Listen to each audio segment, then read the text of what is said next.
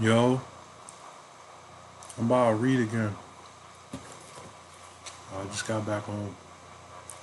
The bread and syrup. Look at the syrup on this. You see the syrup?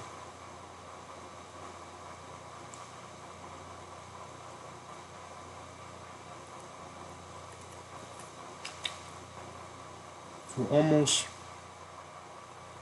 at the halfway point of the book. The book seems to have about maybe 250, about 250 pages. We're at 88.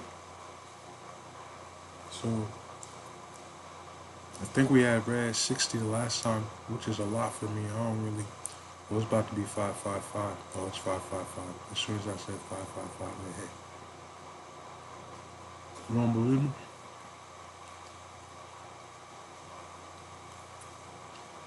Right here. Oh, you can't see it.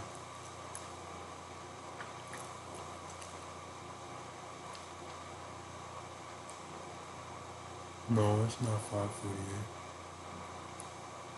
I can't. I don't know how to show you. It is January 17th. Though. I guess you guys can't see, but it is 555 right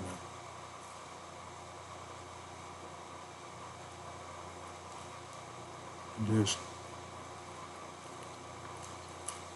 Anyway.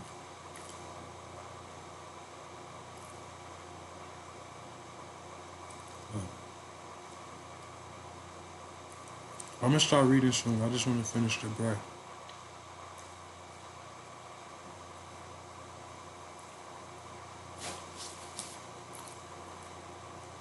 It's 556 now.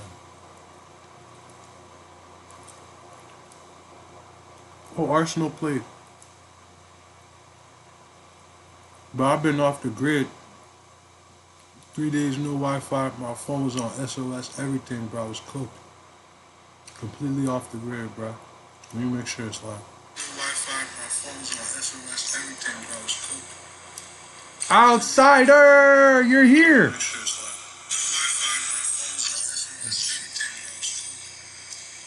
Yeah. Outsider. Where you at? Hello. Good to see you, outsider. Man, I'm not the GOAT, man. You the GOAT. I'm not the GOAT, you the GOAT. It's been a long, long time, man. How you been? I'm about to read. The last live we did a read. I don't know if I read a beat or if I read. Oh, you said I'm live when you're in school? I'm sorry. You're in Canada, so I don't really know what the difference is with the time zone. I'm in the East Coast in America, so I just go live whenever whenever I have time, I go live. But yeah, it's been a little bit since I've been live. Hey, Pepsi Cola, can you like the video though? If you like the video, please like the video. Man, what's been going on with you? I'm about to start reading though, so but put some stuff in the comments or we could chit chat. Oh, we're in the same time zone. Rest in peace to my grandma, my late grandma, with my Cece.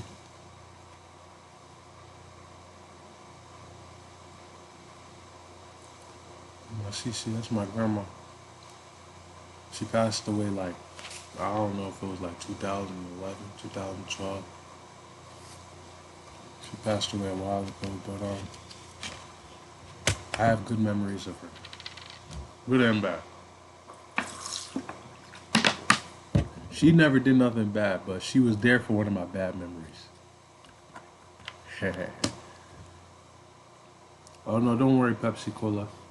Loss is a part of life. That's what, lets you know that you're actually alive when you lose something. That's a part of life. Losing stuff, losing people, that's a part of life. But the most important thing is continuing. Right? That's what I would say. Can you hear me good? I don't know if you can hear me. Does it sound good? I'm about to start reading. Let me know if it sounds muffly or anything. Very good to see your name in here, though. You've been consistent. It's almost 2 years now. You've been very consistent. You know, I really appreciate that, outsider. I really do. Seriously, audio's cool. Okay, I'm gonna start reading. So the book that I'm reading right now is called Double Entry. It's actually, I think I need to put this on this side so you can see it, because the last time I put it on the other side. Let me see. But it's called Double Entry, and I really enjoy this book. I think that it's really good. I don't know too much about finance, but it's giving me a rundown of how the Italians discovered it and how they distributed it with like the copyright and all of that. You know, Palaci or Palucci, Pacillo, Pachali. I'm not remembering the names. We're about to tap in again, but it's cool to see how they like recorded their history. You know, and they were able to be one of the first ones to publish the arithmetic and all those other the bookkeepings and all that. So this is just the origins of like how we do accounting today in America. And it's also a record of how like it's kind of like a record of how it had changed from like trading, I guess, silvers and stuff like that to more like paper, like checks and stuff like that. Interest, you know, around the 1500s. So, all right, let's start. Pacioli's last years. Okay, so after seeing his Euclid and Divina Proportion through the press in Venice, Pacioli returned to San Sepolcro at the end of 1509 and welcomed the attentive friars of his monastery, filed a complaint against him to the general and Franciscan order, arguing that not only had he failed to abide by the vows of poverty required by the Franciscans or Franciscans, it's the French people, I guess, but that this master Luca, far from being a model monk fit to direct others according to what we understand and see daily, is a man who ought to be corrected. The head of the Franciscan monastery is San Sepolcro San Sepolcro asked that Pacioli be deprived of his papal favors and all administrative duties. History does not record the details of Pacioli's misdemeanors, and much has been speculated on their nature. For example, that with this cosmopolitan lifestyle, fame, and mathematical genius, Pacioli had lorded himself over his less learned brothers in the provincial hometown, or that his reprehensible behavior was of a more scandalous nature, pertaining to sexual and other worldly indulgences. Whatever it was about Pacioli that had caused the complaint to be made, it soon dropped, and in reply, less than 3 months later, on 22nd February 1510, Pacioli was appointed head of the monastery in San Sepolcro by the general of the Order of Conventual Franciscans. In 1514, Pacioli accepted his final academic appointment as a professor of mathematics at the University of Rome. His listing on the university's faculty roll is the last record we have of him. He died a few years later, probably in 1517. So you said sounds very interesting. Yeah, it's I would say it's a good book. Hey, have you read Fahrenheit 451 yet? Have you read that Fahrenheit 451 or The Great Gatsby? Do you like those books? Those are very good books. I would advise you to read them. Fahrenheit 451. Okay. See you, outsider. See you. Thank you for stopping by. Like the video, though. I hope you liked the video. Like the video.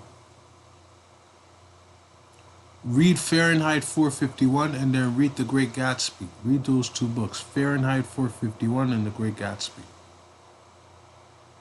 Okay. Pacioli's contemporary Daniel Caetani of Cremona expresses an early 16th century view of the monk's achievements, focusing on his exponential gift for collecting, organizing, simplifying, and making available the mathematical knowledge of the Renaissance. The science of mathematics, after being hidden in speculation and conjecture, what was not practical because so many of the bodies had been reduced to various and complex figures, Lucas alone of many rendered simple by explanation so that even the very ignorant could understand just as if he had set it forth under their very eyes. And who in former times ever dared to make this very notable beginning? Surely no one. What does this one say? Double entry. It's the same thing, yeah? Is it working? Why is it skipping like that? What happened?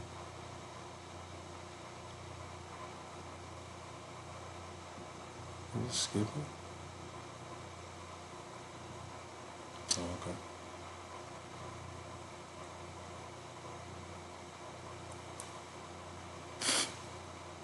Is it skipping? Oh, it's good.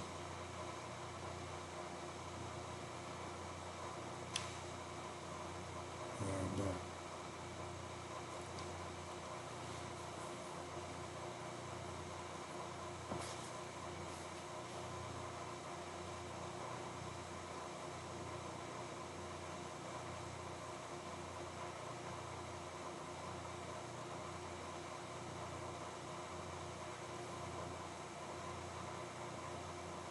Surely no one, not even the most learned mathematician before Lucas Pacholas, who was in this respect a man of the rarest pattern and almost unique.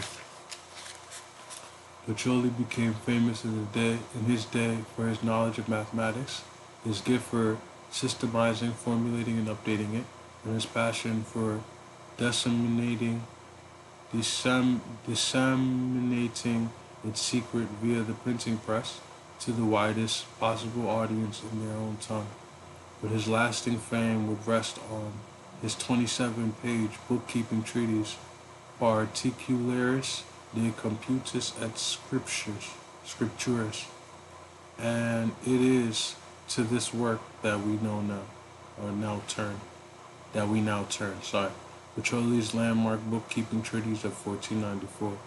Right is the proverb which says, more skills are required to make a successful businessman than are required to make a good lawyer. Luca Pacioli, 1494. Pacioli's bookkeeping treatise, that prized Italian book, has influenced us to such an extent that the principles it enunciates as of use in its day remain the foundation of our present methods of bookkeeping. Okay, so today Luca Pacioli is best known for one small part of his Summa de Arithmetica, Geometria, Proporzione e Proportionalità, a 24,000 word bookkeeping treatise called Particularis de Computis et Scriptures, particulars of reckonings and writings. De Computis is the only significant part of the Summa to have been translated into English, as well as 14 other languages, including Dutch, German, French, and Russian. As we shall see, because of the power of the printing press to spread multiple copies of identical text relatively cheaply and quickly compared to the scribal culture that preceded it, Pacioli's bookkeeping treatise, as the first printing synthesis of the method, gradually made Venetian bookkeeping the standard across Europe.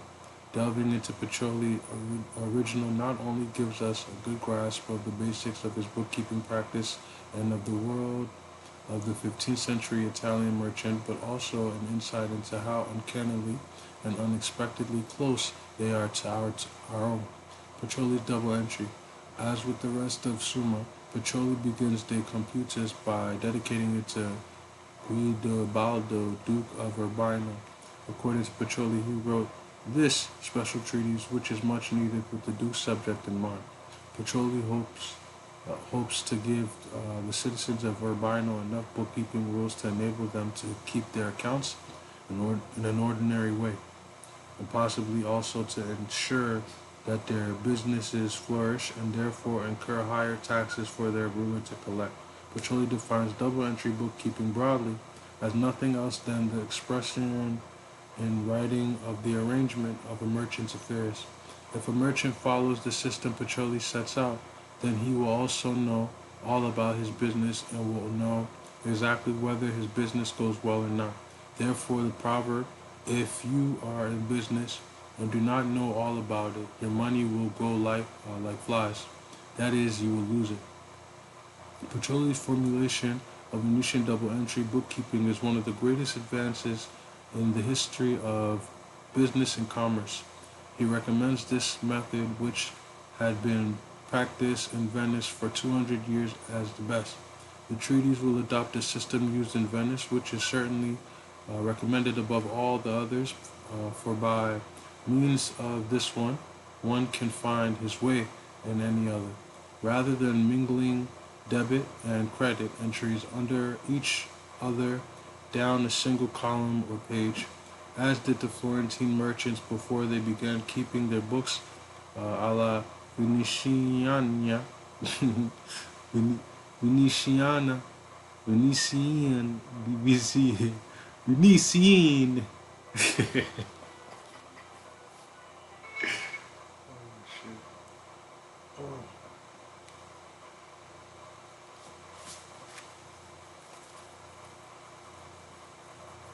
Where am I at?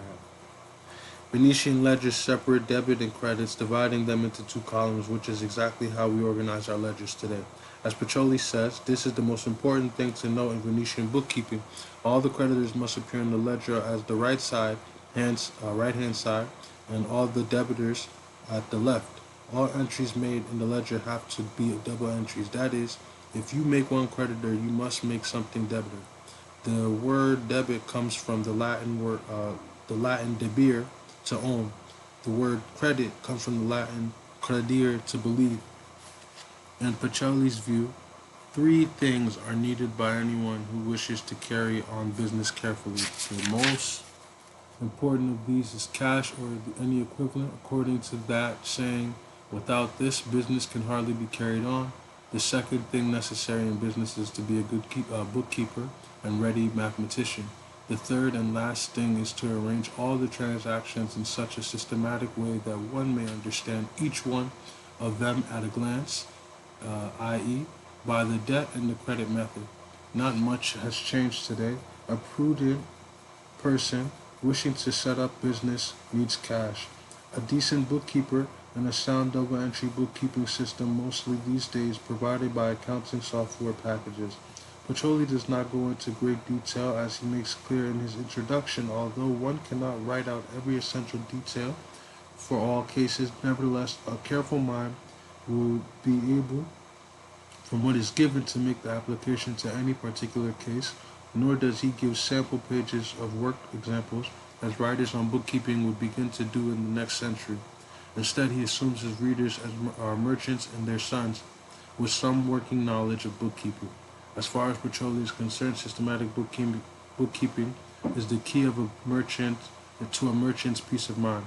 He says Venetian double entry is very essential to merchants because without making the entry systematically, it would be impossible to conduct their business, for they would have no rest and their minds would always be troubled. Ever the teacher, as well as praising the value of Venetian bookkeeping, Pacioli frequently interrupts the computers to extol the virtues of merchants or offer concerned advice. He counsels merchants to work hard and not to rest in bed, for they face many challenges on the sea, on land, in the times of peace and abundance, in times of war and famine, in times of health and pestilence. A merchant must remain ever vigilant.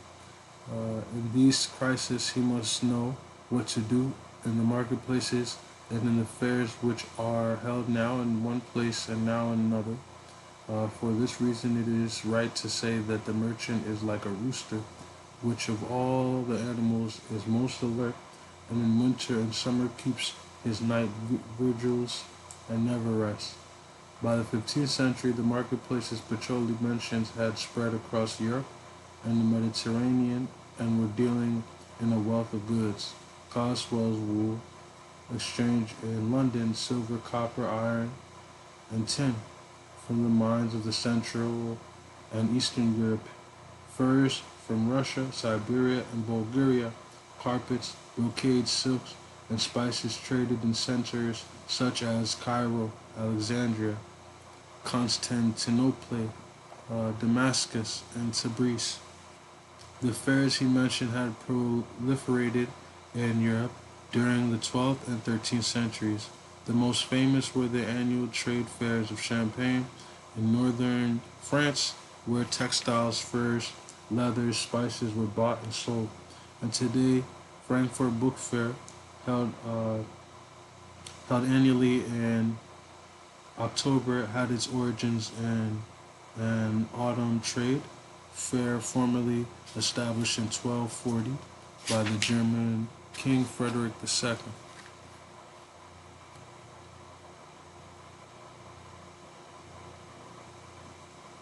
I just want to keep doing that. Excuse me.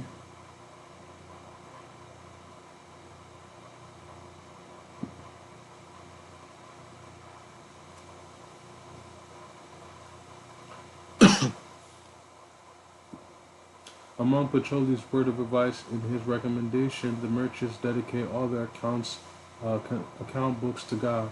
He says merchants should begin their business with the name of God at the beginning of every book and have His holy name in their minds, and mark their first account book with that glorious sign from which every enemy of spiritual flees, and before which all infernal spirits justly tremble. That is the Holy Cross. Here we see the complex relationship that existed between religion, business, and bookkeeping in the early Renaissance world, when commerce was morally questionable pursuit and making a gain from the clever management of money was frowned upon. Hence the church's ban on usury. Such condemnations of usury date back at least to Aristotle, who said that interest was the vilest form of wealth making because it makes a gain out of money itself and not from the natural object of it, as Francisco Daicini of Prato did a century before. Pacioli advises merchants to incorporate explicit signs of Christianity into their books as a way of legitimizing their profit-seeking activities. The use of double entry itself was like Catholic confession. If a merchant confessed or accounted for all his worldly activities before God, then perhaps his sins would be absolved. These Christian flourishes that Pacioli recommends merchants include in their books are therefore no mere ornaments. To teach the Venetian system of orderly bookkeeping, Pacioli says he will be using the example of someone starting out in business and taking his readers through the various procedures this merchant would need to undertake in order to set up his accounts, so that at a glance he may find each thing in its place. And then, as he so frequently does in bookkeeping treatises, Pacioli throws in precaution and an adage drawn from his long experience working with Rompisai in Venice and his many years teaching bookkeeping to the youth of Italy. He writes, "For if he does not know how to put each thing in its own place, he will find himself in a great trouble of confusion as to all his affairs, according to the familiar saying, where there is not order, there is confusion." In today's profit-driven commercial world, we are more than familiar with the idea that the purpose of every business is to make a profit. But Pacioli was writing in an era when this was not so self-evident, and the tools for calculating profit, especially the Venetian bookkeeping systems, were not widely used. And so he makes it clear that the purpose of every merchant is to make a lawful and reasonable profit, so as to keep up his business. The first thing a merchant must do, says Pacioli, is to make an inventory of everything he owns. A merchant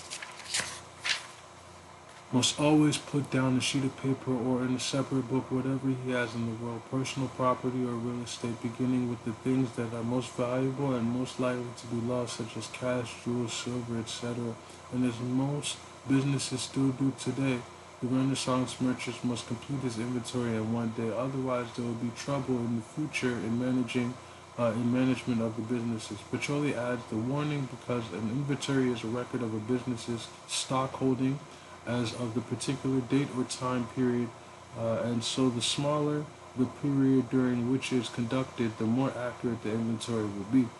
In the sample inventory that Petroli gives for a typical Venetian merchant on 8th of November 1493, he lists a fantastic array of riches, including papel florins and cash and gold, coin from Venice, Hungary, Siena, and Florence, cases of ginger, sacks of pepper, packages of cinnamon and cloves, sandalwood, fox of chamois skin, and a many-storied house with so many rooms, courtyards, wells, garden, etc., situated in St. Apostle Street over the canal.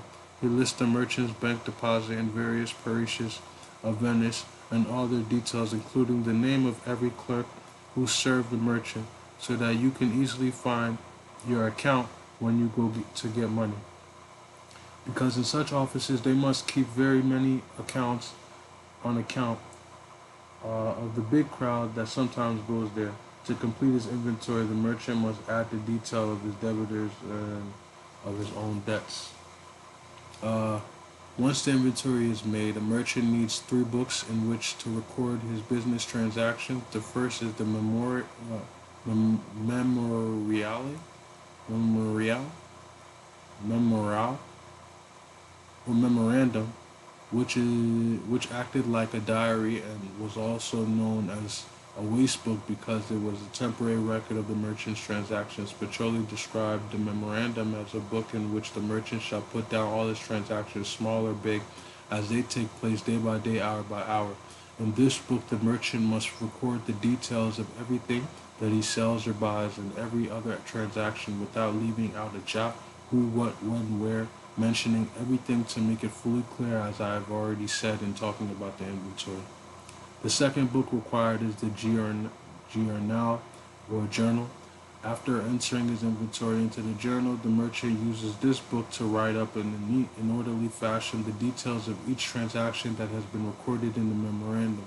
In Petroli Venetian system, every item entered into the journal must be preceded by one of the 2 keywords per, which means from, and indicated that the ledger account must be debited, and a, which means to, and indicated that the ledger account must be credited. Did I just read that twice? No item is ever entered in the journal unless it is preceded by one of these 2 expressions. The third book is the quaderno, or ledger. The ledger is made up of pages ruled into 2 columns, the simplest forms of which is now known as the T column, and it records twice every journal entry. For every entry made in the journal, there will be 2 in the ledger, one a debit entered on the left-hand side of the T column and the other credit on the right. The ledger with its 2 columns marked a great advance in account keeping. By using this system, the merchant could at any moment see at glance the precise state of his asset and debits.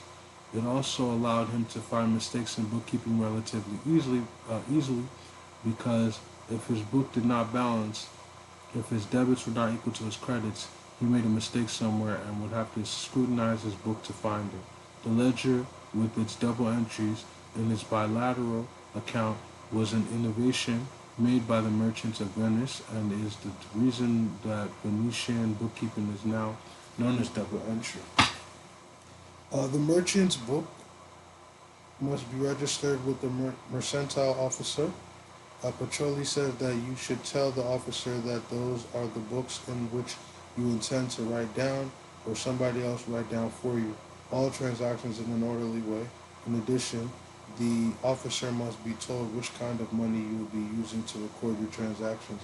In an age where each major city had its own mint and its own currency, merchants had to choose with which of the myriad currencies then in circulation to denominate their accounts. Once this is done, the mercantile officer will authenticate the books, attaching a seal to them to make the legal document that can be presented in court. Entering the inventory in the journal and the ledger. After entering his inventory into the memorandum, the merchant must record it to the journal using, as already mentioned, the two words which were required for journal entries in 15th century, Venice per and a. Each journal entry must start with the debitor per, and then immediately after the creditor denoted by a. That the debitor be given first is one of the fundamental conventions of double entry. The two the two entries are entered together, one after the other, on the same line, separated from each other with the two little slanting parallel lines. Petroli then described how a merchant should enter his holdings of cash in the journal using the expression cash and capital. He says that cash is your pocket book, and capital is the entire amount of which you possess. Then, as now, capital was also always creditor in all the principal journals and ledgers, and cash was always the debtor. That capital is always creditor and cash is always debtor. In the principal books is another convention of double entry bookkeeping. While in accounting the terms debit and credit are easily defined, they simply denote the left or the right side of accounts that are not so easy to apply. As any accounting student would know, the use is not intuitive and can be confusing. For example, bookkeeping students must learn that debit entry in assets or expense account increases those assets or expenses, and that a debit entry in the liabilities equity or revenue account decreases those accounts. The reverse is true for credit entries in each of these cases. Sorting transactions into debit and credits is the bane of accounting students' existence, and writers at the Petroli would include lists of rules to show how this is done. The instructions Petroli give are much briefer. So to enter your cash holdings of, say, 12,000 ducats into the journal, using today's journal style, rather than Petroli, you do as follows. Journal entry, 8 November 1493, and you say cash capital, then you say DR, which is debit, and then 12,000, and now you got to put for credit capital 12,000. You continue to enter your inventory with the debit to the item recorded in the credit to capital. For example, in the case of the Venetian merchant in 1493, the item accounts will include ginger, pepper, cinnamon, cloves, sandalwood, and so on. In Petroli's method, if the merchant enters his pepper into the journal, the entry would be per pepper, a capital, with the value of pepper given in ducats. This denotes debit to the pepper and credit to capital of ducat value of the pepper. To work out the value of each item, Petroli says you simply give each thing its customary price in the name of the profit. I said in the name of profit, he advises merchant to make their prices rather higher than lower. For instance, if it seems to you that they are worth 20, you put down 24 so that you can make a larger profit. Once all the entries are made in the journal, they must be transferred or posted to the ledger, because each entry must be entered into the ledger twice. The ledger is larger than the journal. It is also known as Quaderno Grande or Big Book, and means an index which Petroli calls a finding key, in which the merchant writes the name of all debitors, creditors, and the number of their respective pages. To begin, the merchant must enter his cash on the first page of the ledger. Petroli shows how a merchant should write in the ledger the first entry of the cash is in the debit column, and then the first entry of the capital in the credit column. After writing an acknowledgement of Jesus and the date, the merchant should write as follows: debit cash account on the 8th of November, credit capital of 12,000 ducats. The ledger entries will be as follows: in the cash account, 8 will be 12,000, the capital account will be 12,000. So capital is just how much cash that had just came in.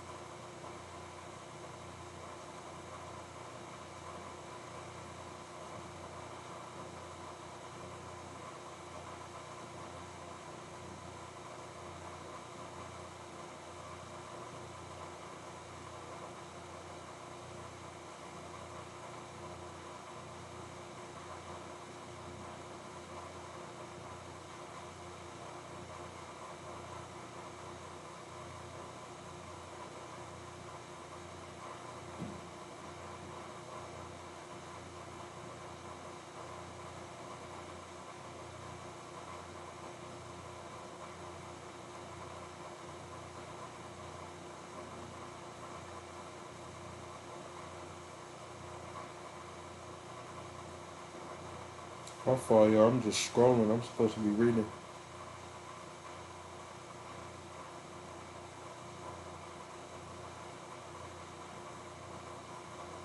My phone is doing this thing where it like dies every 3 minutes. So like I can't even be on it for too long if I wanted to. It would just cut on me while I'm using it. So I'm just trying to use up the 3 minutes real quick and then when it cut. Don't want to cut. The biggest reason why you're having problems in your music career has nothing to do with music. Let's get into it. I ain't having no problems. My shit going smooth.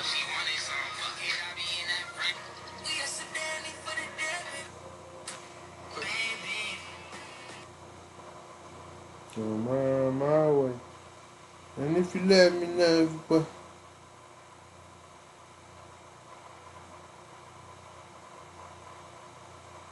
everyone falls, yeah.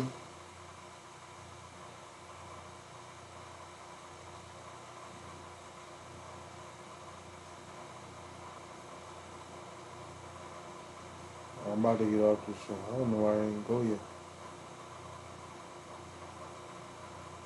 It's just supposed to go right now.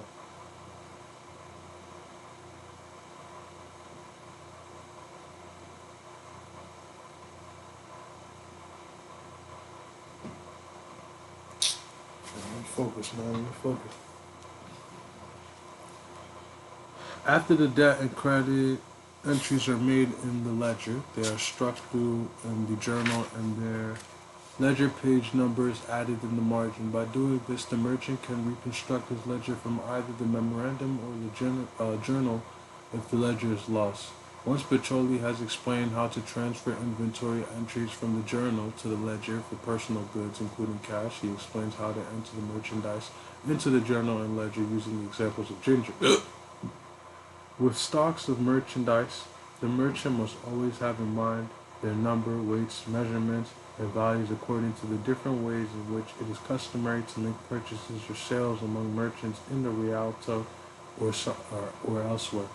In the journal, the total value of the merchant ginger stock are recorded as per ginger, detail of ginger stocks. A capital detail of ginger stocks are given along with their total values in ducats. Then, as Petroleum reminds us, you shall make two different entries in the ledger, that is, one in the debit and one in the credit. So in the ledger, the ginger account is debited, ginger in bulk, or so many packages debited on November 8th per capital, with ginger valued according to the current prices at so many ducats, and the capital account is credited with the same amount. Petroli remarks that the merchant must enter all his merchandise into the journal and ledger in this way without forgetting anything, because the merchant must have a much better understanding of things than a butcher. A trade essential to Renaissance life. Pacioli then explains how to make an entry in the memorandum for a transaction using the example of a merchant who buys 20 pieces of the white cloth at 12 ducats each. The entry is made in the following way. One, on this day, we have, or I have bought from Mr. Filippo de Rufani of Brescia, 20 pieces of ripe Bresciani cloth from uh, Brescia, a town in west of Venice. As he says, a merchant must record every detail of each business transaction in a memorandum. In this case, the merchant will record the date and the place of the transaction, the details of the items bought, the name of the person from whom they were bought, the nature of the sale, for example, whether it was made in cash or only partly in cash, partly made in barter, or made through a broker, and so on. As Pacioli says in the memorandum, nothing should be omitted. For this same Venetian merchant who buys 20 pieces of white cloth at 12 ducats apiece on 21 November 1493, here is how the journal and ledger entries will be made today using Pacioli's system, but for clarity, today's notion. Journal entry 21st, cloth 240, cash 240, purchase 20 pieces of cloth. So you just explain what happened on the bottom. The ledger entries will be as follow. That the cloth account for 3,240. 3,000 is the value of the accounts of cloth already in the merchant's inventory. Also, he's adding to it. And the value of the purchase 21 November 1493. Once again, Pacioli stresses it is essential to make two ledger entries for each entry in the journal. You must never make a credit entry without making the same entry with its prospective amount in the debit. Upon this depends the obtaining of a trial balance bilancio of the ledger. For the Venetian merchant who has purchased cloth, the second ledger entry must be made in the cash account, which is credited with the same amount the merchant has spent on his purchase of white cloth. Credit the cash account for the value of the cloth purchased. Now, where 12,000 ducats is the value of cash in the merchant inventory, and 240 is the value of the ducats of the cloth purchased after the purchase of 20 pieces of white cloth at 12 ducats each, the Venetian merchant will have 3,240 ducats worth of cloth, and his cash holdings will be 11,760 ducats, or 12,000 minus 240. Keeping accounts with public offices, partnerships, and banks. Pacioli details how and why to keep accounts with public offices such as the Municipal Loan and Bank in Venice. These accounts must be kept very clearly with good written evidence as to debits and credits in the handwriting of the clerks in those institutions. It is very important to keep track of these accounts because, as Pacioli explains, in these offices they have often changed their clerks, and as each one of these clerks likes to keep their books in his own way, he is also blaming the previous clerks, saying that they did not keep their books in good order, and they are always trying to make you believe that their way is better than all the others, so that the times they mix up the accounts in the books of the officer, I said of these offices, in such a way that they do not correspond with anything. Woe to you if you have anything to do with these people. Maybe they mean well, nevertheless they show ignorance. They may show ignorance.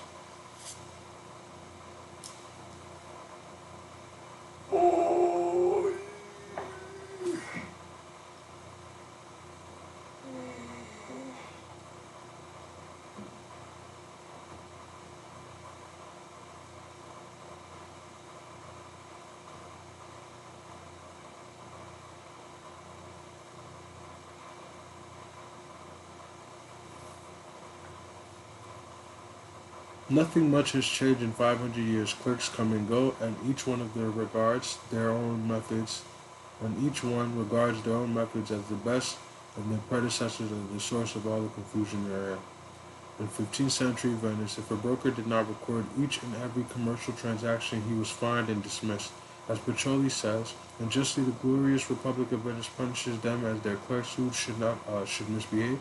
I know of many who in the past years have been heavily punished, and right they are in having one officer whose only duty is to oversee all the officers and their books whether they are well kept or not. In his treatise, Pacioli explains the full scope of a merchant's affairs, from how to keep an account with the exchange at the Ritalo to the details of accounting for well-known and particular mercantile customs of trading and partnership. These peculiar customs are extremely important commercial activities and including tradings, partnerships, suggesting business trips, trips on your own adventures, commissions from other drafts, or bills of exchange. Pacioli recommends that merchants keep these accounts separately from their main business so that their respective profits and losses can be shown. Merchants should keep a separate set of books for their dealings with partners using categories of partnership cash and partnership capital to distinguish them from the merchant's own entries. Pacioli tells his readers how to keep accounts with the banks, which you can find nowadays in Venice and Bruges and Antwerp, Barcelona, and other places well known to the commercial world, which must be kept with the greatest diligence. He says that bank accounts are useful because they offer greater security for your money, even if the clerks are unreliable, and also allow merchants to make daily payments to their creditors. If you put money in the bank, then you should charge the bank or the owner or partners of the bank and shall credit your cash. The journal entry should be, for example, per bank of Le Pani, a cash to the value of the deposit. Given the potential waywardness of clerks, Pacioli reminds merchants that they must ensure they receive a written record of every transaction from the bank. For withdrawals, a merchant should do the opposite. That is, charge your cash and your credit in the bank or owners of the bank for the amount withdrawn. The profit and loss account. Next, Pacioli turns to the profit and loss account, which is kept in the ledger only, not in the journal. As he explains, the amount in the account originate from overs or shorts, and the debit and credits are not from actual transactions, and so into this account other accounts in the ledger have their remainders. What Pacioli means here is that each ledger account must be balanced. The figures added to either debit or the credit side of the account to make it balance as the remainders. So, for example, to balance his cloth account, the Venetian merchant in the example will have a credit of 3,240 ducats. That is, his cloth holdings are now 3,240 ducats, which is the remainder of the cloth account. Pacioli shows how to open this account. If you have sustained a loss in a particular line of merchandise, then that account in your ledger would show less in the credit than in the debit, and so you add the difference to the credit as to make it balance. The entry in merchandise accounts is as follows: credits per profits and loss, the amount needed to balance the merchandise account.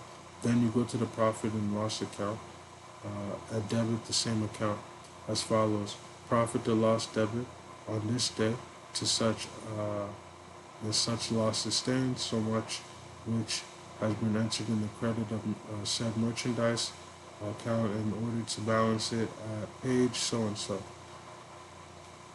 The opposite would be done if the account of this particular merchandise showed a profit instead of a loss. That is, more in the credit than in the debit. The merchant must do this for all his accounts with merchandise or any other goods. And by doing this, as Pacioli says, you will see at a glance whether you are gaining or losing and how much. Once this is done, the profit and the loss account must be transferred for its closing into capital account. which is always the last in the ledgers, and in consequently the receptacle of the other accounts, as you will understand.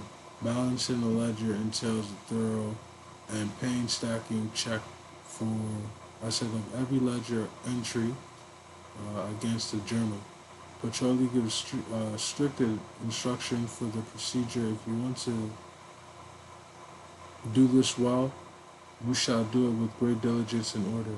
That is, first you shall get a helper, as you can hardly do it alone. He recommends giving your helper the journal and taking the ledger yourself. Once all the accounts in the ledger and the journal have been checked, and it is found that the two books correspond in debit and credit, it will mean that all the accounts are correct and the entries are entered correctly, closing the accounts of the old ledger. To close all the accounts of the old ledger, which will allow him to prepare a trial balance, the merchant must start with the cash account. Petroli advises merchants to close their books once a year to check that they balance. It is always good to close the books each year, especially if you are in a partnership with others. The proverb says, frequent account makes for long friendship. In the trial balance, the debit total summarized on the left and the credit total summarized on the right are equal, the ledger has been well kept and can be closed. If the totals are not equal, then there is a mistake in ledger, which Petroli generously excuses with times. You cannot be so diligent that you are unable to make mistakes, and they must be checked again. All the ledger accounts, cash account, capital account, merchandise, personal property, real property, debitors, creditors, public officers, brokers, etc., should be closed into the profit and loss account. By closing all these entries into the profit and loss account, the merchant will have closed all the ledger accounts. By then adding all the credit and debit entries in this account, you will be able to know what is your gain and loss. For with the balance, all entries are equalized.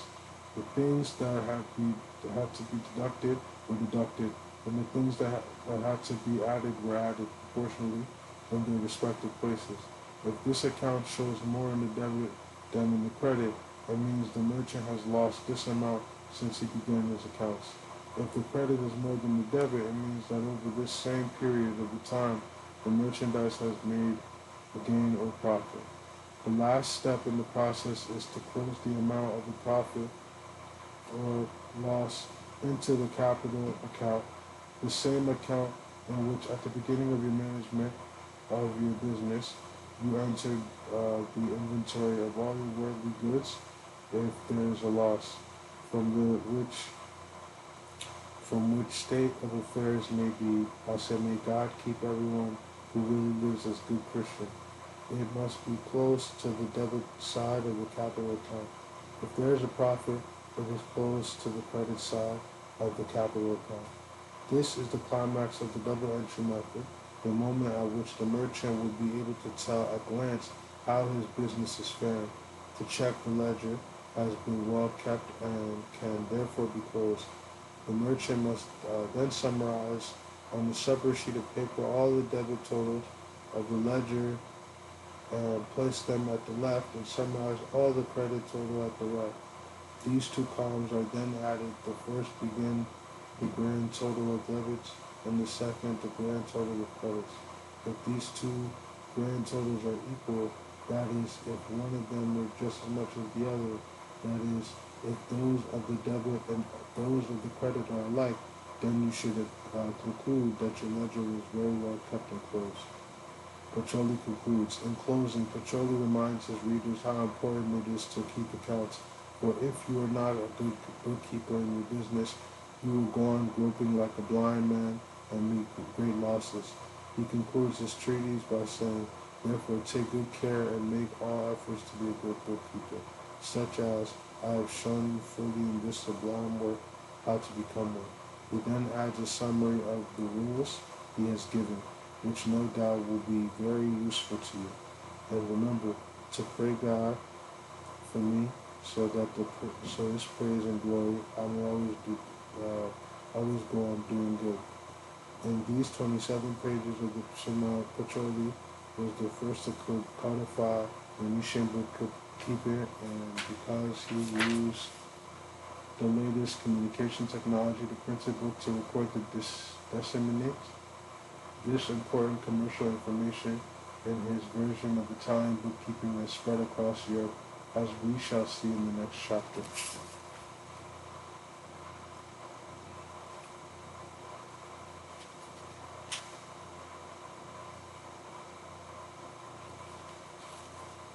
Almost halfway through. This is a cool read. It's just not nothing that I really like. I don't care for accounting, but that's why I'm reading it because I know that like it is a necessity. So it's like I'm thinking in my head, I don't ever want to read an accounting book again, but at least if I put this one in my head, then I'll at least have like something in my head with accounting. But I hate accounting. I'd much rather read like something else. To be like frank, I don't, I don't. This shit is cool, but like I don't like keeping track of money and stuff like that. I don't care for that. But I'm gonna have to learn that. So that's why I'm forcing myself right now to read this shit. But my body right now don't want to do it. I can't even lie to you, bro. I'm not in the mood to be reading right now.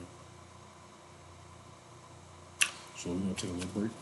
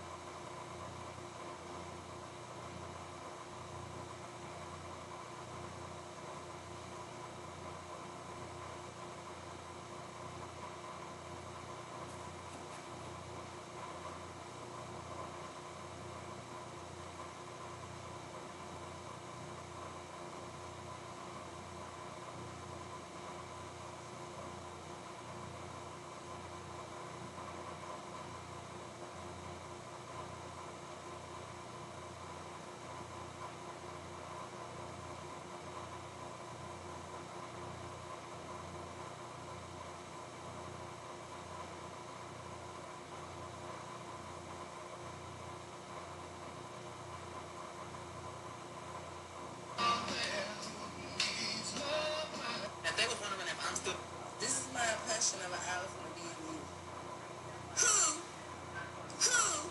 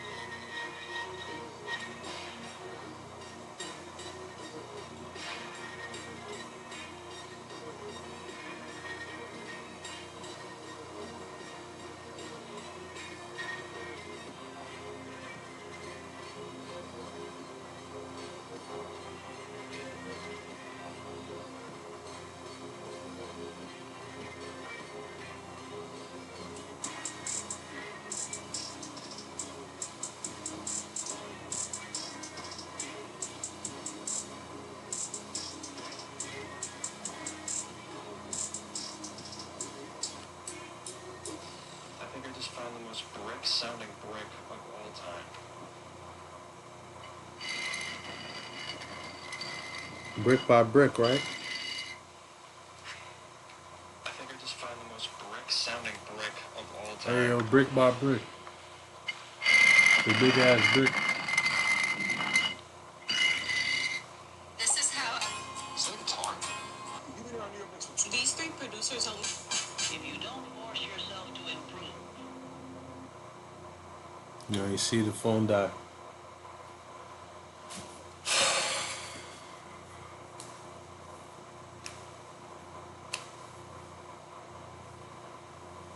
At least it's on. Like it wasn't even on the other day. Like the shit was like, it was like, playing. All right, Venetian double entry goes viral. Printing brought about the most radical transformation in the conditions of intellectual life in the history of Western civilization. Its effects were sooner or later felt in every department of human life. Bookkeeping by double entry, or what is commonly called the Italian method of bookkeeping, is the art of keeping our accounts in such a manner as well exhibit to us our neat gain or loss upon each article we deal in, by which we are instructed what branches to pursue and which to decline. The printing press and those who use it ushered in the evolution in the presentation and distribution of knowledge on a scale not seen again until the invention of the computer in the 20th century. Um, the printing press not only reduced reliance on oral transmission and transform with culture, but its ability to produce multiple copies of identical text served to advertise widely the power of printing itself.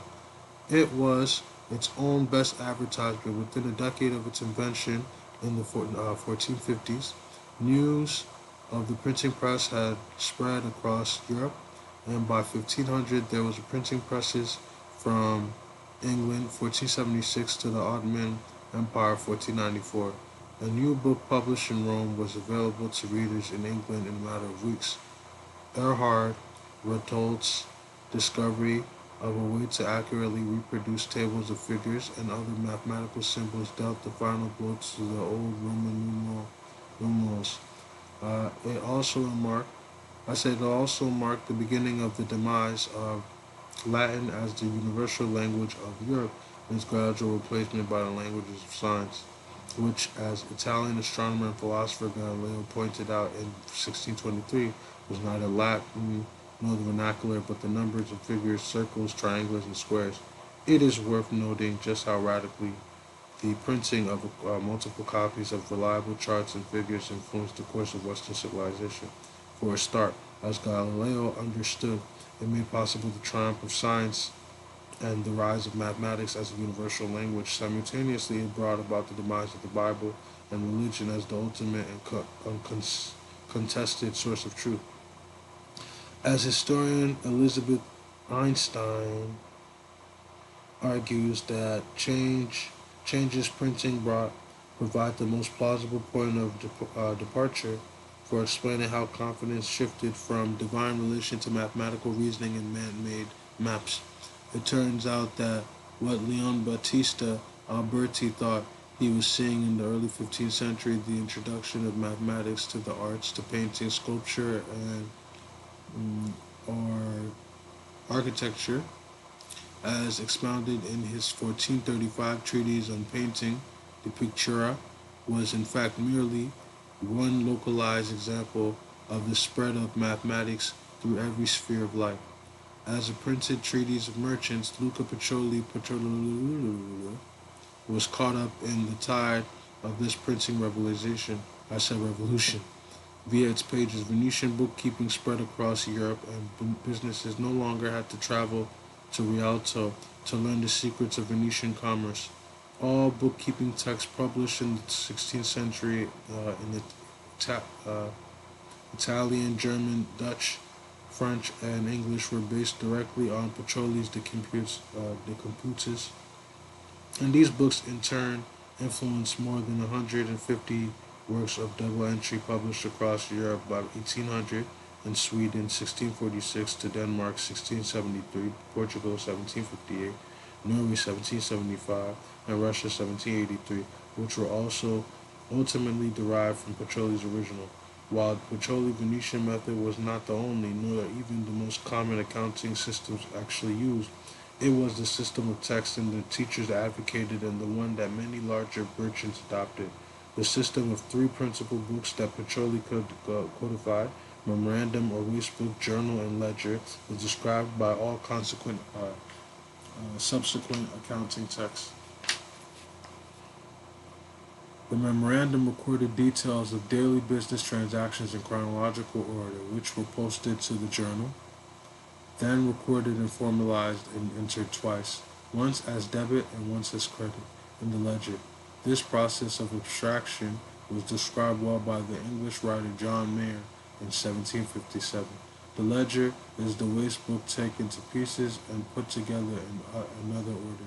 The transactions contained in both are the same but recorded in different manner. The waste book's narratives things in plain, simple, natural way, according to the order of time in which they were transacted. The ledger contains the very same things but artificially disposed as things of the same kind are classed together, and all the particular items and articles belonging to the same subject are collected and united.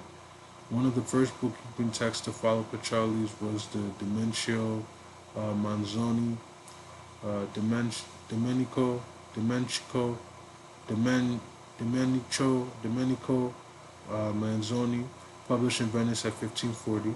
It was no more than a reprint of Pacioli's but nowhere did Manzoni acknowledge Pacioli. He was, however, the first to include full examples of entries in the journal ledger, adding to Pacioli's original text a list of 300 transactions which entered into a model set of account books. Manzoni's examples and the fact that his book was published in much more convenient weight and size than Pacioli's and numerous made his work an easy reference for practicing bookkeepers, and it became so popular that it went through 6 or 7 editions in the 40s years.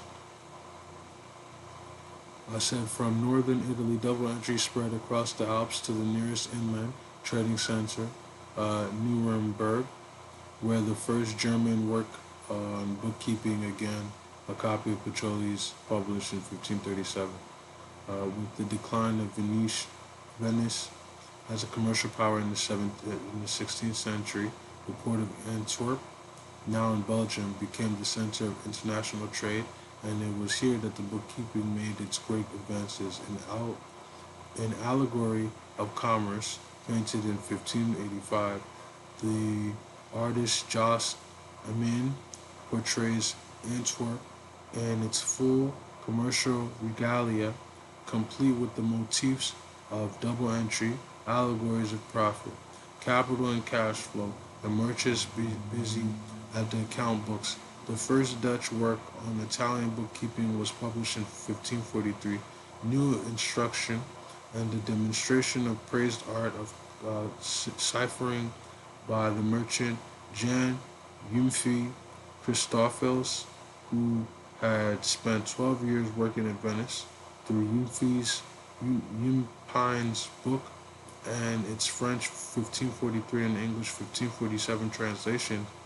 Double entry became known throughout Europe as the Italian method. Yumpine followed De Computis closely, mentioning Luca Pacioli as Brother Lucas de Bargo. The fact that Pacioli was afterwards frequently referred to by this incorrect version of his name suggests that Yumfine's work was widely read in reference. The most innovative Dutch writer on bookkeeping was the celebrated mathematician, engineer, inventor, and bureaucrat Simon Stevin, who learned 1548 to 1620, who learned double entry bookkeeping as an apprentice in Antwerp. Stephen became Minister of Finances and Chief Engineer of the Netherlands, as well as a tutor and advisor to its governors, Prince Maurice of Orange. At Stephen's instigation, Prince Maurice introduced double entry bookkeeping to the administration of every local government in his territory, and learned mathematics and the comments for the 2-volume of Stephen's wrote for his instruction. Volume work Stephen wrote for his instruction. The second volume, 1605, contains the bookkeeping treatise account keeping for princes after the Italian manner, which Stephen wrote in the form of questions and answers that actually arose during the arguments Stephen had with the prince while teaching him the often counterintuitive art of double entry bookkeeping. The first volume appeared 3 years later in 1608. Stephen had a high opinion of business, businessmen and their shrewd intelligence, and believed that a knowledge of the merchant's art of bookkeeping would help the prince to manage his estates more efficiently, as merchants are better informed than princes of the state of their affairs and are less defrauded by those in their employment. Stephen also wrote on the first treatise on governmental accounting. Stephen was deeply influenced by Pacioli and Yimpine, and in turn shaped the thinking of his friend Richard Deforme, who wrote the book The Merchant's Mirror, became a pioneer of bookkeeping text in England. But the earliest work of double entry in England was published a century earlier in London, 1543. Hugh Oldcastle's a profitable treatise called The Instrument of Big, to learn to know the good order of keeping of famous reconciliation, recognize, called in Latin dare and habere, and in English debtor and creditor. It is based on a selection from Pacioli de Computus, and, given the date, was possibly an English translation of Yimpine. There are no surviving copies of Oldcastle treaties, but it was reworked and extended by London schoolmaster called John Millis in a brief instruction published in 1588. Like so many in his day, Millis had traveled and studied in the Netherlands, which had become the training ground for English merchants after the decline of Venice. Richard Deformes, The Merchant's Mirror, was published in London in 1636. While in Holland learning the secrets of the merchant's arts, Deformes had met Simon Stevens and come to understand the inestimable, inestimable, inestimable value of double entry. When he returned to London and discovered there was no decent treatise on the subject to be found in England, alas, the small love that a great part of the merchants bear to the science daunted the pen of industry and our teachers, he decided to write his own. Modeled on Stephen, Deformes wrote his treatise as series of questions and answers. Here he explains cash accounts, which cash personify. Why make you why make you cash debitor? Because cash, having received my money onto it, is obliged to restore it again at my pleasure. For cash represented to me a man to whom I only upon confidence have put money into his keeping, the which by reason is obliged to render it back, or to give me an account what is become of it. Even so, if cash be broken up open, it giveth me notice what's become of my money, else it would rebound it wholly back to me. Oh my Lord, I'm not feeling this right now.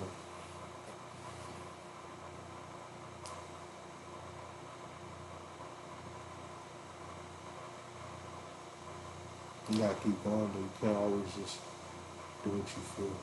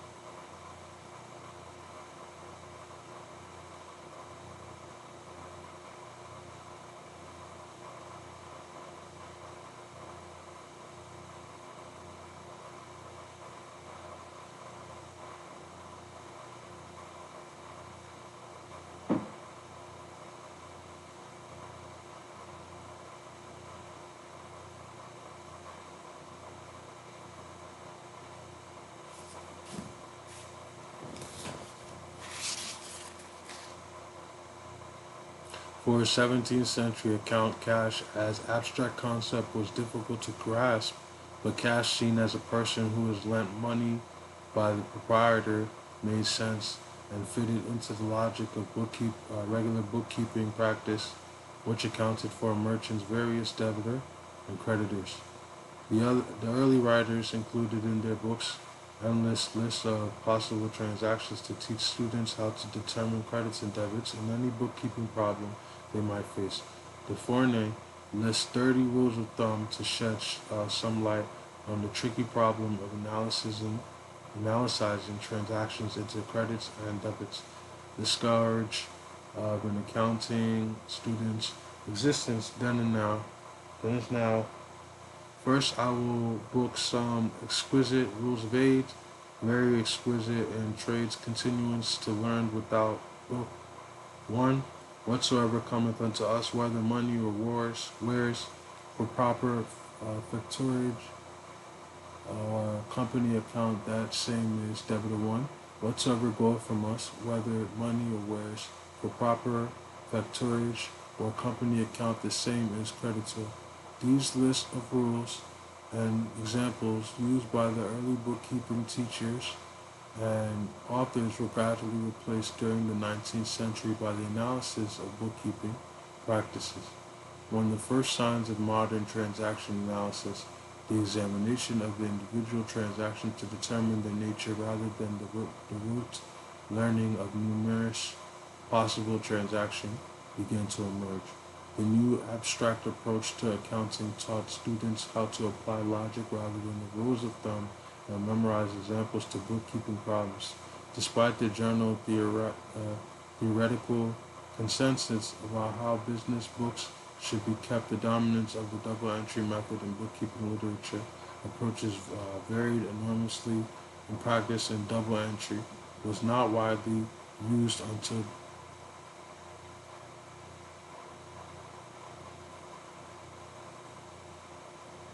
19th century. Why was it attractive to all the early writers and teachers?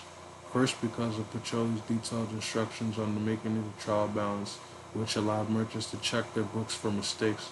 The authors of their early bookkeeping treatises made it clear that they considered this to be the great virtue of the Italian system. Teacher and author Stephen Montiage wrote in London in 1682, "This way of accounting which we treat of carries with it its own proof, and here lies the supreme excellency and usefulness of this mystery." And 70 years later, in 1751, commerce expert Malachi Postlethwaite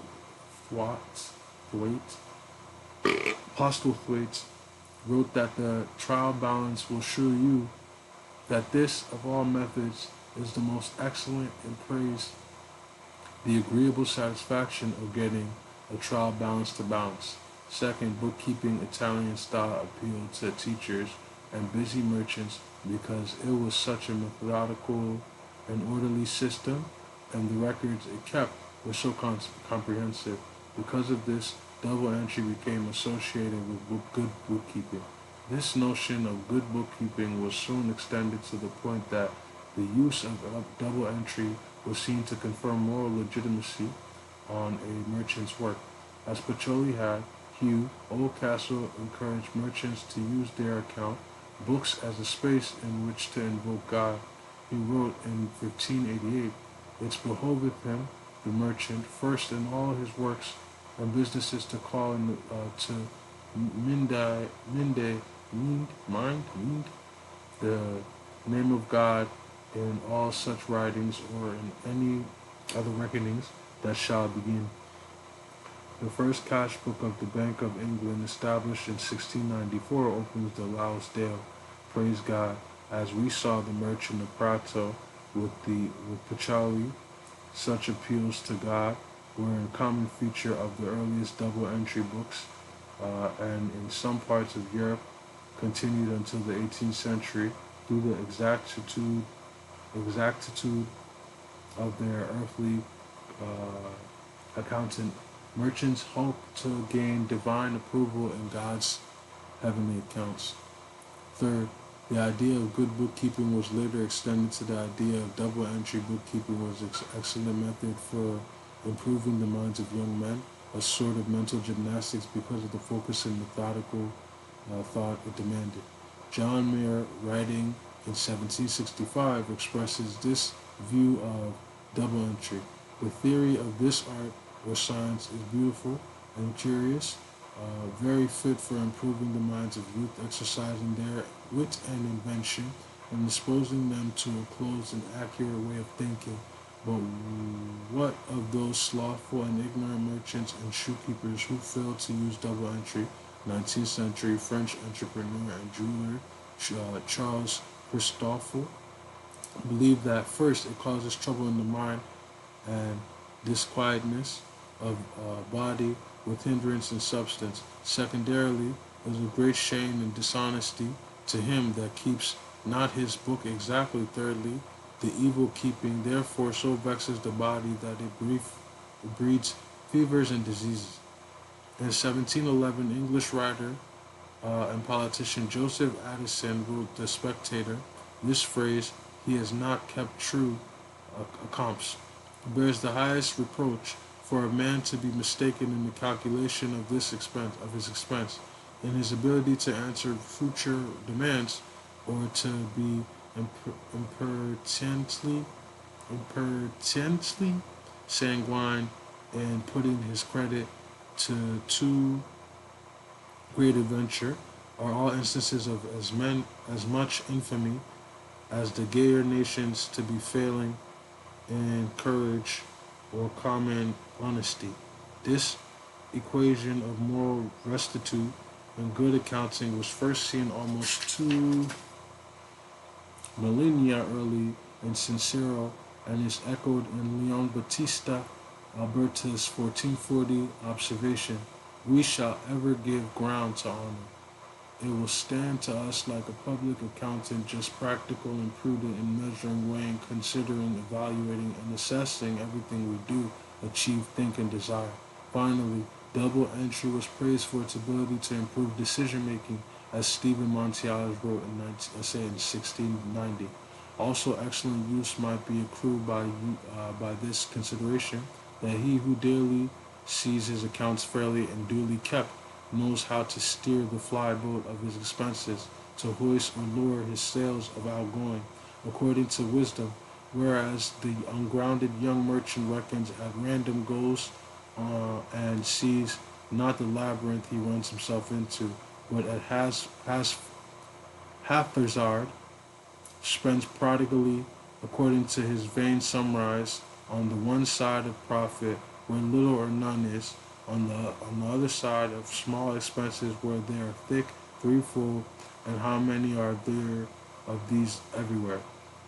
That by not seeing or willing to see and set before them the state of affairs, go on in the secret decaying of themselves, to the utter undoing of their poor families. The profit figures that Pacioli double entry made it possible to calculate were a vital tool for early merchants used in their decision making, forecasting, and planning. German business writers Thomas Flugel and Andreas Wagner point out that only double entry can show the individual profit figures for each line of merchandise or venture, and it is therefore to be preferred over single entry, which can only show the total figure as a profit figure of a business. In this Accomtant's Oracle of 1777, Wardhall Thompson concurs: "Bookkeeping by double entry, or what is commonly called the Italian method of bookkeeping, is the art of keeping our accounts in such a manner as will not only exhibit to us our neat gain or loss upon each article we deal in, by which we are instructed what branches to pursue and which to decline, a piece of knowledge so very essential to every man in business, that without it a person can only be said to deal at random, or at best can be called but guesswork." By the 18th century, double entry had become so pervasive that it had spread beyond the realm of business and into European culture more generally. Daniel Defoe famously applied double-entry bookkeeping in his novel Robinson Crusoe, published in 1719. Shipwrecked and alone on an island, Crusoe uses double entry to assess his life, drawing up his state of affairs and stating very impartially, like debitor and creditor, the comfort side and joy against the miseries I suffered. The left-hand side was the evil, the right-hand side was the good. Like the best English shoekeeper, Crusoe keeps account of himself in two columns, and by this experiment I was made master of my business. In his manual, The Complete English Tradesman's, 1725 to 27, Defoe addresses bookkeeping more directly, assessing its values to the 18th century merchant, while he is reluctant to attribute to its powers granted by some of his contemporaries. Nevertheless, the phlegmatic Defoe cannot deny bookkeeping's usefulness. Though the exactest bookkeeping cannot be said to make a tradesman thrive, or that he shall stand the longer in the business, because his profit and loss does not depend on the debtor accounts being well posted. Yet this must be said, that well keeping of his books may be the occasion of his trade being carried on with the more ease and pleasure, and the more satisfaction by having numberless quarrels and contentions and lawsuits, which are the plagues of tradesmen's life, prevented and avoided. And at the close of the century, Gold's much quoted reference of double entry bookkeeping appeared in his novel Wilhelm Meister Apprenticeship, published in 1975.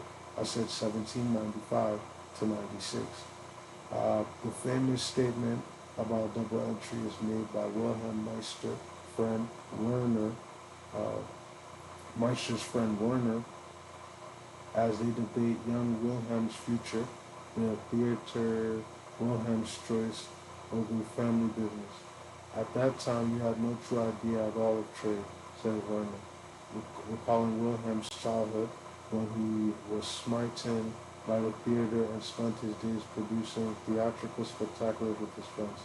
Whilst I could not think of any man whose spirit was, or needed to be, more enlarged than the spirit of the genuine merchant.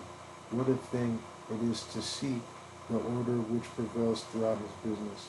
By means of this, he can at any time survey the general whole without needing to perplex himself in the details. What advantages that he derived from the system of bookkeeping by double entry.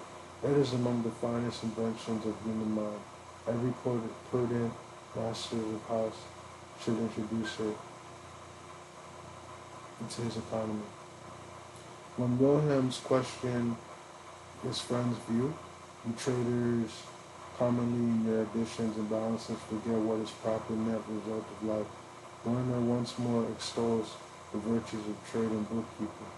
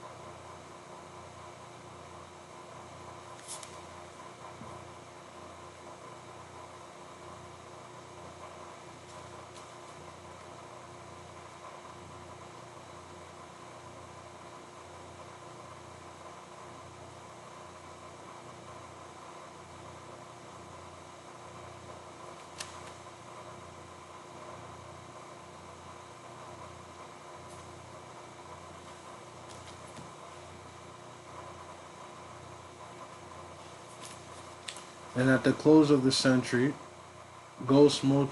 I already read that, right? Oh yeah, I'm right here.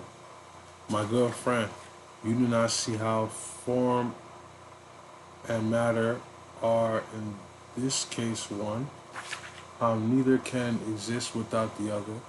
Order and arrangement increase the desire to save and get. A man embarrassed in his circumstances and conducting them imprudently likes best to continue in the dark.